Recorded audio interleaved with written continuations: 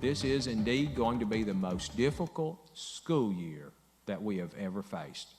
It's going to be the most difficult school year to get through. Alabama schools are set to reopen this fall with an option for remote learning. Parents and students across the state have been waiting for these answers as the number of COVID-19 cases continues to rise across Alabama. We have team coverage right now. We begin with NBC 15's Darwin Singleton. He gives us an idea of how school might look this fall all across the state. Learning and campus life could look very different from school to school, even from student to student. The big question is, where will the kids be doing the learning this fall? And there are three familiar options. Dr. Mackey says schools themselves will open for on-site learning, but remote learning will be offered, and some parents may choose that their child do one or the other, or a combination of both, referred to as blended learning.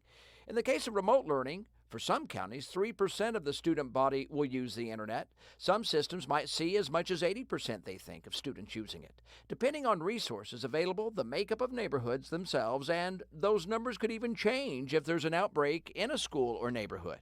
So we've been polling around the state. We've asked local superintendents to poll, and about 15% of parents tell us that they are not comfortable sending their children back to school, that they want a remote learning option. And when it comes to that remote learning via the internet, Dr. Mackey says local districts have secured a lot of grant money toward it, both for the curriculum offered from K through 12 to how they'll deliver that curriculum, even to rural spots with not so great internet service. They've been getting private grants to buy devices, to buy mobile hotspots, and many of them already had things. We are working on a plan now to put more Wi-Fi on our school buses because we found that was a very successful way in communities that just don't have internet access to get some points of internet available. As for when school will begin, that can be different too, with systems encouraged to start well after August 1st if they need to. In Mobile, Darwin Singleton, NBC 15 News. Shortly after today's announcement in Montgomery, both Mobile and Baldwin County school officials released statements saying they needed more time to review the recommendations from the state and will release their own plans coming up next month.